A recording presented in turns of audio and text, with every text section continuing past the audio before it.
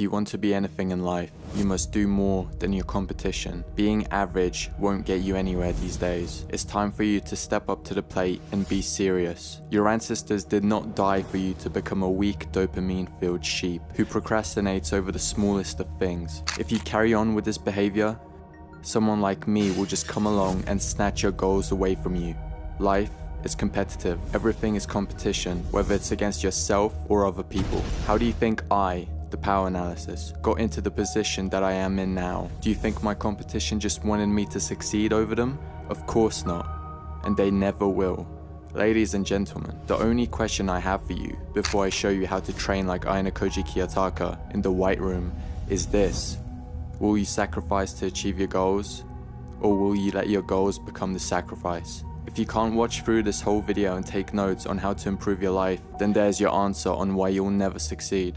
The greatest of people never stop learning, so why should you? The AYANOKOJI mindset. Before you do anything, you need to change your mind. You need to toughen it up, so you don't quit as soon as you hit your first obstacle. Your mind has something called the subconscious mind and a conscious mind. The conscious mind is your active thought. The subconscious mind is the result of your conscious mind's acceptance and operates in the background whilst you're not actively thinking. This is so you can get movement and tasks done automatically without wasting mental energy. Let's say you heard from your friends that 6 hours of sleep is good for you. Your conscious mind now has to either accept that suggestion or reject it. If you accept it, that information goes into your subconscious and becomes a fact. If you reject it, it does not. Now, for the sake of this explanation, let's say you accept that 6 hours of sleep is good for you and you start sleeping for 6 hours. However, you start feeling tired every morning and you're lacking energy. Now, your subconscious is on the edge of crumbling simply due to your actual personal experience. And one day, you stumble upon a research paper from an authentic source indicating that 6 hours of sleep is detrimental to your health and that people should be getting 8 hours of sleep instead. What happens next? Your subconscious belief of 6 hours of sleep is good crumbles and gets replaced with 8 hours of sleep is good. This happened because 1.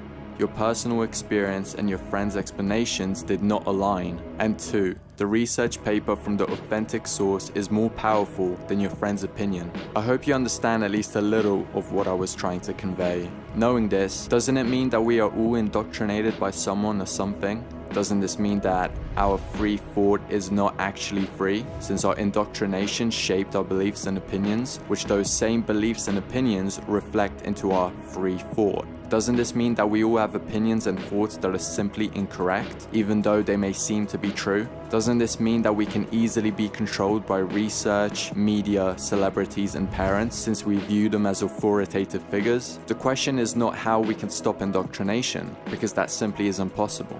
The question you should ask yourself is, who do I want to be indoctrinated by? And this is a scary question to ask yourself because you don't know anyone's true intentions. So your first action point is this.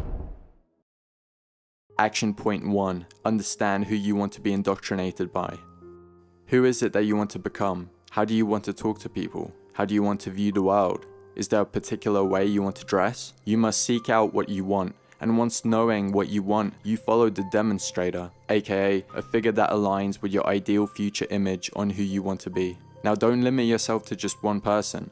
It can be a broad range of figures. For example, I want to cook like Gordon Ramsay, be well versed in psychology like Jordan Peterson, and to sell like Jordan Belford. Now once you understand what you want, all you have to do is 1. Learn from them, which could be from podcasts, YouTube videos, books, or even in person. And then 2, repeat their actions. Do what they tell you to do. What did AYANOKOJI do in the White Room? Well, he was actually indoctrinated by the authors of the books he was reading. And he was also indoctrinated by his father and teachers. It is said that he has more knowledge than books that you can read in a lifetime. I don't even know how that works, but there you go. Indoctrination isn't a negative thing. It's only negative when you're not aware and are chewing on the incorrect information. So please, accept who you trust, deny the people you don't, and understand that there is no escaping this.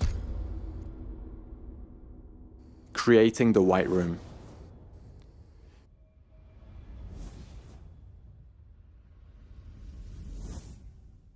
You probably don't have a teacher that gives you topics to learn. You probably don't have chefs that cook the most ideal food with the perfect amount of nutrients just for your body type. And there's probably no legal white room program in the world that you can join.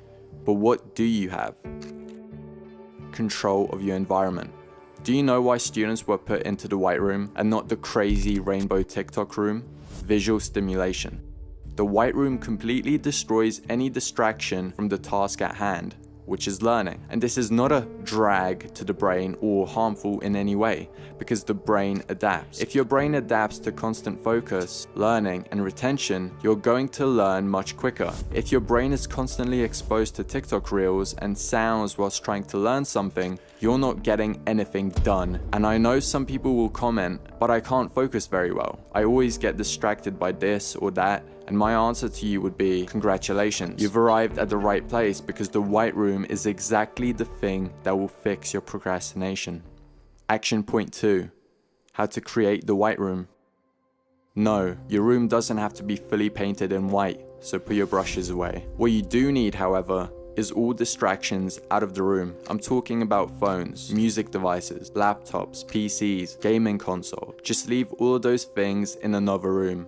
If you want to learn about a topic that you're interested in, make sure it's in book form and not a video. It doesn't matter if you're a visual learner. As I said, your brain adapts. If you're super bored, you don't give a shit if the topic is in a book. You open it up and start reading, and that is exactly what we want to happen. Some may call this a dopamine detox, when actions that were previously seen as hard become easier, or things that become boring now become interesting. And this happens when you don't touch any devices for a long period of time. You'll start seeing results about 24 hours into this, like increased focus, increased drive and motivation, and just not being a bitch overall. But the real benefits kick in after a couple of days, because now you're rewiring your brain. This is exactly what happened to AYANOKOJI KIYOTAKA. Now you might say, but he didn't have technology like we do, so he didn't get distracted as easily. And that's exactly my point, isn't it? What I've noticed among people is that they have a huge fear of missing out. And I can tell you, there is nothing to miss out about social media, games, or whatever else. You can come back after a couple of days and it will all be fine. I'm not saying to leave your devices forever. What I am saying is to take a break from them so you can learn more effectively and understand the benefits that you gain. You truly have to try it out for yourself, because only you can understand the benefits, not some research paper you find on the internet.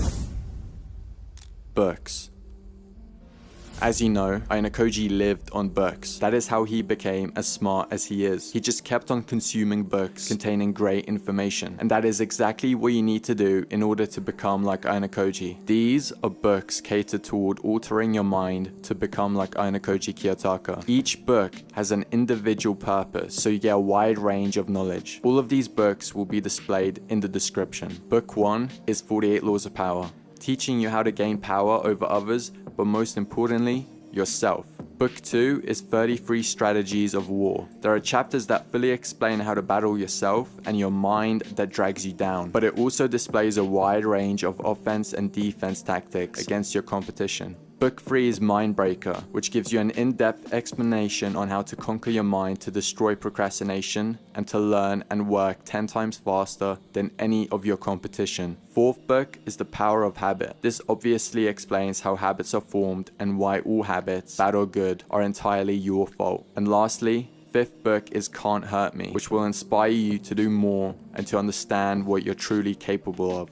Action point 3, invest in yourself.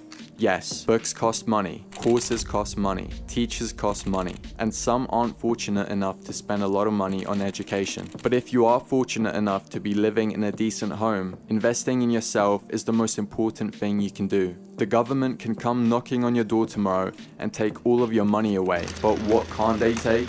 Your knowledge. That's the first reason. No one can take your knowledge away from you, which is why education will always be on top. And the second reason is money is an investing resource, and most of you aren't investing right. If you become a master in a certain skill, you know damn well you're getting a good paycheck. But the problem with most people is that they're too scared to pay $10,000, $1,000, and even $100 on something that will greatly increase their income. And that is what you call a terrible investing decision. So, be smart, invest in education, because knowledge is the only thing that can't be taken away from you. Before I get into how to improve memory, how to work out like AYANOKOJI, and why 99% of you will never succeed in this, make sure you subscribe to the Power Analysis YouTube channel, as I will keep on bringing you self-improvement content so you can stay motivated and determined. Food that improves memory and concentration. Very important. Especially if you want to retain information. What's the point of studying if you're going to forget most of it, right? Now, if you can get the perfect diet for your body, then that would be great. However, a lot of us simply don't have the time, money, or just can't cook. So if you fall into any of these three categories, try to at least incorporate these foods into your diet. First, food. Fatty fish. This includes salmon, trout, albacore tuna, herring, and sardines. All are rich sources of omega-3 fatty acids. Why is that important? Well, around 60% of your brain is made of fat, and half of it is comprised of omega-3 fatty acids. Your brain uses omega-3s to build brain and nerve cells, and these fats are essential for learning and memory. It helps age-related mental decline and helps ward off Alzheimer's disease. On the flip side, not getting enough omega-3 is linked to learning impairments as well as depression. Second, something to drink. Coffee. Caffeine keeps your brain alert by blocking adenosine, a chemical messenger that makes you feel sleepy. It improves mood and sharpens concentration. Studies found that caffeine consumption led to short-term improvements in attention and alertness in participants completing a cognition test. And not only that, but drinking coffee over the long term is also linked to a reduced risk of neurological diseases such as Parkinson's and Alzheimer's. The largest risk reduction was seen in adults who consume 3 to 4 cups daily. I myself consume 4 cups of coffee. Not because I'm aiming for peak mental efficiency, but because I'm addicted. Anyway, action point 4, getting the stuff. I mean, it's pretty self-explanatory. Just go to the store, buy it, and consume it. 99% will never achieve greatness. Cause? Low concentration. When clicking this video, did you scroll straight to the comments? That's an indication of low concentration. Are you multitasking right now? Sign of low concentration. The more intense your concentration is, the more you'll get done, retain, understand, and not miss any important parts of a video, book, or study material. In WHITEROOM, this is of peak importance. This is the reason why AYANOKOJI got put in the WHITEROOM and achieved so much. The WHITEROOM destroys any chance of visual stimulation, anything that can get him distracted. Your first step to peak concentration is to callous your mind, to resist temptation of any sort. Here's a minuscule exercise you can do to start toughening yourself. 1. Close all apps, turn off electronics, all sounds. 2. Sit in a chair in front of a blank wall. And 3. Stay there for 60 minutes. A lot of you are scared to be with your own thoughts, which is why you'll try resisting this activity, and you will have proved my point. 99% of you will never become anything. If this very, very small step cannot be completed by you, you have no hope. I'm sorry. Some of you may say it's a waste of time. Yet again, your mind is trying to resist. And for the people that have tried but failed, keep going. You're doing far better than the people who haven't tried at all. You'll get there soon. For the people who have done this or are currently involved in the practice of meditation, well done. Please continue. After days, or weeks, or months, depending on how quickly you can adapt, we start removing external sources of distraction. You see, we started with calming the mind, the internal. Because if we don't start with you first, your whole structure will break down. Now the external, simply remove distraction. If you're serious about training like the WHITEROOM students, sacrifices have to be made. You're here for the truth, here's something you can chew on. If you're not ready to sacrifice something for the sake of achieving a goal, someone else will. This is a lifestyle, your new way of living. You're either all in or not in at all. Work out like AYANOKOJI KIYOTAKA.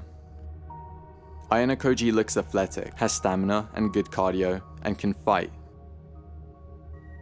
So, you need to look athletic, have stamina, and know how to fight. If you want to look in shape, Simply start lifting weights, as that will build muscle. And because you build muscle, you will look athletic. Here's a couple of photos of me so you know that I know what the hell I'm talking about. No, of course I don't look like Arnold Schwarzenegger, but I do look strong and lean, which is what I'm assuming you're going for, or even striving for better. For beginners, do a push-pull leg split whilst hitting shoulders on leg day and abs every day. In order to effectively gain muscle, you should eat a good amount of protein and calories, but keep in mind you will start to gain muscle and fat whilst at a calorie surplus, which is totally normal, so don't be discouraged if you start looking a little chunky. For intermediates, I suggest focusing on weak spots. Let's say if your chest is weak, instead of hitting it 2 times a week, try upping it up to 3 times a week. Rest and diet is also very important, but I'm sure you're aware of that. To build stamina and cardio, just run, play sports where constant movement is necessary, or just run on a treadmill if you have to. And my advice to you is just go further than the previous run you did. That way you keep on improving. And for fighting, I suggest learning boxing or kickboxing. You do not want to get to the ground during a street fight because you have no idea if your opponent's friends are going to stomp you in your head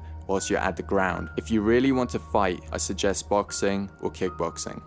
Action point 5. Go gym. If you've never been to the gym, just go. I guarantee you, gym bros or gym girls are the nicest people you'll meet. If you need help with performing an exercise, simply ask anyone and they'll be glad to help you out. And if you have been to the gym, keep going. The end. So, have you decided? What will your sacrifice be? Your vices or your goals?